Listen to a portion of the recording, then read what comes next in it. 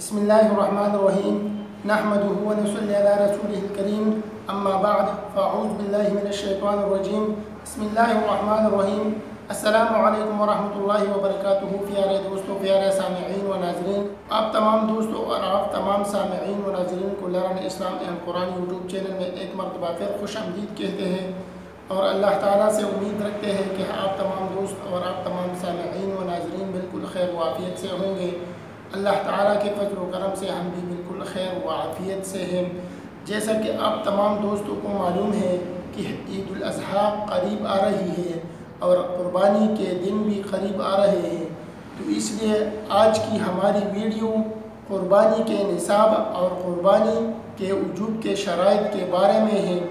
یعنی قربانی کے لیے کتنا نصاب ہونا ضروری ہے جس کے بعد کسی شخص پر قربانی واجب ہوتی ہے، اور قربانی کے وجوب کے لیے یعنی قربانی کے واجب ہونے کے لیے وہ کون کون سے شرائط ہے جس کا پائے جانا اس شخص میں جس پر قربانی واجب ہے، ان شرائط کا اس شخص میں پائے جانا ضروری ہے، اور اس کو قربانی کے وجوب کے شرائط بھی کہا جاتا ہے، یعنی قربانی کے واجب ہونے کے شرائط۔ اس کے علاوہ آج کی اس ویڈیو میں ہم قربانی کے نصاب کے حوالے سے چند ضروری مسائل کو بھی ذکر کریں گے، اس لیے آپ تمام دوستوں اور آپ تمام سامعین و ناظرین سے گزارش ہے کہ آپ تمام دوستوں اور آپ تمام سامعین و ناظرین نے آج کی اس ویڈیو کو آخر تک ضرور دیکھنا ہے، تاکہ آپ کو اور ہم کو قربانی کے نصاب کے بارے میں اور قربانی کے وجوب کے شرائط کے بارے میں اور قربانی کے نصاب کے حوالے سے چند اور اہم ضروری مسائل معلوم ہو جائے اور ہم اس کو سیکھیں اور سمجھیں۔ اس کے علاوہ آپ تمام دوستوں سے ایک چھوٹی سی گزارش ہے کہ اگر ابھی تک آپ نے اس YouTube channel learn Islam and Quran کو سبسکرائب نہیں کیا تو پلیز اس کو سبسکرائب کریں اور ساتھ میں گھنٹی کے نشان کو بھی دبائیں، تاکہ آپ کو اس چینل پر اپلوڈ ہونے والی ہر نئی ویڈیو جو اسلام اور قرآن کے بارے میں ہو اس کا نوٹیفیکیشن مل سکے۔ تو چلیے دوستو، آج کی اس ویڈیو کا آغاز اللہ تعالیٰ کے مبارک نام سے کرتے ہیں۔ بسم اللہ الرحمن الرحیم۔ قربانی کا نصاب یعنی نصاب قربانی۔ قربانی کا نصاب یہ ہے جس شخص کی ملکیت میں سونا چاندی، مال تجارت، نقدی اور ضرورت سے زیادہ اشیاء میں سے کوئی ایک چیز یا ان میں سے بعض چیزوں اور بعض اشیاء کا مجموعہ 52.5 تولہ چاندی کی قیمت کو پہنچ جائے تو اس شخص پر قربانی واجب ہوتی ہے۔ اگر اس شخص کے پاس صرف سونا ہے تو اگر یہ سونا 7.5 تولہ ہے تو اس پر قربانی واجب ہوتی ہے، اگر یہ سونا 7.5 تولہ سے کم ہے تو پھر اس شخص پر قربانی واجب نہیں۔ اس زمانے میں جس شخص کی ملکیت میں 52.5 تولہ چاندی یا اس کے برابر قیمت موجود ہو، یعنی 52.5 تولہ چاندی کا قیمت موجود ہو اور وہ اس کا مالک ہو اس وقت میں، تو اس پر قربانی واجب ہوتی ہے اور اس پر قربانی واجب ہے۔ اب قربانی کے وجوب کے شرائط کو بیان کرتے ہیں۔ قربانی کے وجوب کے شرائط یہ ہے۔ قربانی کے وجوب کے لیے جو شرائط ہے وہ 6 ہے۔ نمبر 1، قربانی کے وجوب کے لیے پہلا شرط مسلمان ہونا ہے، غیر مسلم پر قربانی واجب نہیں۔ قربانی کے وجوب کے لیے دوسرا شرط مقیم ہونا ہے، مسافر پر قربانی واجب نہیں۔ قربانی کے وجوب کے لیے تیسرا شرط آزاد ہونا ہے، آزاد پر قربانی واجب ہے اور غلام پر قربانی واجب نہیں ہے۔ چوتھا شرط قربانی کے واجب ہونے کے لیے بالغ ہونا ہے، بالغ پر قربانی واجب ہوتی ہے جبکہ نابالغ پر قربانی واجب نہیں ہے۔ پانچواں شرط قربانی کے واجب ہونے کے لیے عاقل ہونا ہے، یعنی عاقل پر قربانی واجب ہوتی ہے اور مجنون یا دیوانے پر قربانی واجب نہیں ہے۔ چھٹا شرط قربانی کے واجب ہونے کے لیے مالدار ہونا ہے۔ مالدار پر قربانی واجب ہوتی ہے، مسکین اور نادار شخص پر قربانی واجب نہیں ہے۔ اب قربانی کے نصاب کے بارے میں کچھ اہم اور ضروری مسائل کو بیان کرتے ہیں۔ یہاں آپ تمام دوست اور آپ تمام سامعین و ناظرین اس کو غور و فکر کے ساتھ سنیں اور سمجھیں۔ یہ قربانی کے نصاب کے بارے میں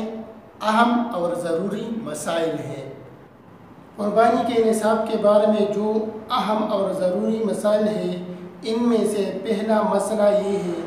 اگر کسی شخص کے پاس ضرورت سے زیادہ آباد یا غیر آباد بنجر زمین ہو تو اگر اس کی قیمت اور ضرورت سے زیادہ پیداوار کا مجموعہ یا کوئی 1.52 تولہ چاندی کے قیمت کے برابر ہو یا 52.5 تولہ چاندی کی قیمت سے زیادہ ہو تو ایسے شخص پر قربانی کرنا واجب ہے۔ اگر اس کی قیمت 52.5 تولہ چاندی سے کم ہو تو پھر اس شخص پر قربانی واجب نہیں۔ قربانی کے نصاب کے بارے میں جو دوسرا اہم اور ضروری مسئلہ ہے وہ یہ ہے، اگر کوئی شخص مقروض ہے لیکن قرض کی رقم جدا کرنے کے بعد اس شخص کے پاس بقدر نصاب یعنی قربانی کا جو نصاب ہے اس کے بقدر مال بچتا ہو، یعنی بقدر نصاب مال بچتا ہو تو اس پر قربانی واجب ہے۔ قربانی کے نصاب کے حوالے سے تیسرا اہم اور ضروری مسئلہ یہ ہے، اگر کسی شخص نے کوئی رقم قرض دے رکھی ہے کسی کو یا کوئی مال فروخت کیا ہے، اگر فروخت شدہ مال کی قیمت باقی ہے تو یہ رقم اگر قابل وصول ہے تو قربانی کرنا اس شخص پر واجب ہے۔ البتہ اگر فی الحال قربانی کے لیے نہ نقد رقم ہے اور نہ ضرورت سے زیادہ سامان جسے فروخت کر کے قربانی کر سکے تو پھر اس شخص پر قربانی واجب نہیں ہے۔ البتہ اگر بآسانی قرض مل جائے تو پھر قربانی کی جا سکتی ہے اور پھر یہ شخص قربانی کر سکتا ہے اور اس پر قربانی واجب ہے۔ قربانی کے نصاب کے حوالے سے چوتھا اہم اور ضروری مسئلہ یہ ہے،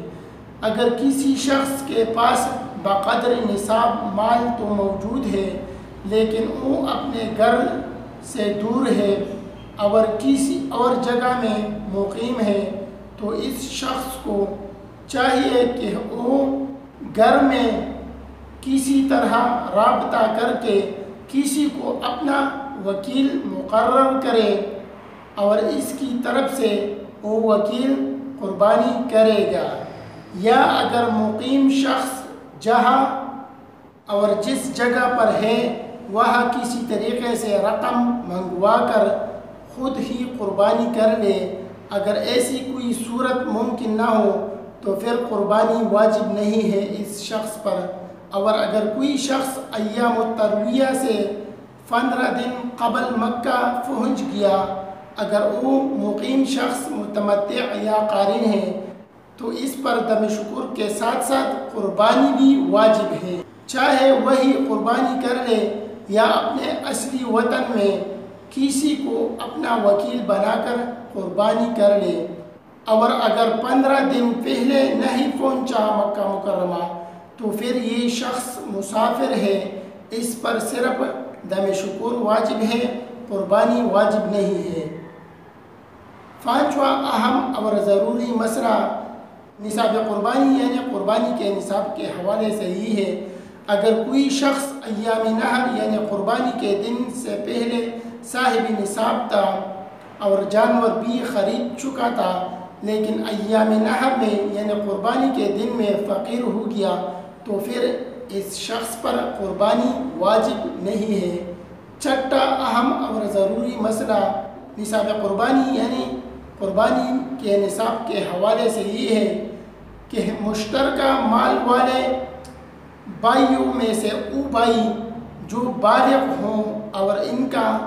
حصہ بقدر نصاب ہو یعنی نصاب کو پہنچتا ہو تو اس پر قربانی واجب ہے، باقی بھائیوں پر قربانی واجب نہیں ہے۔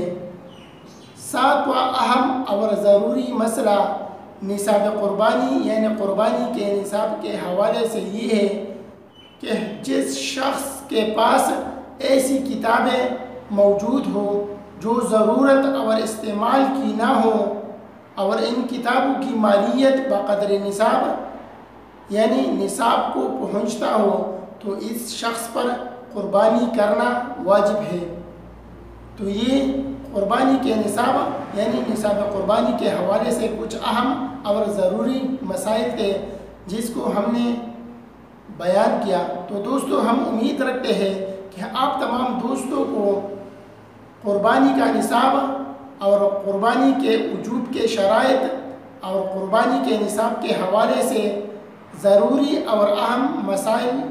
معلوم ہو چکے ہوں گے، اور آپ تمام دوست اور آپ تمام سامعین و ناظرین نے اس کو اچھی طرح اور غور و فکر کے ساتھ سنا ہوگا اور سمجھا ہوگا۔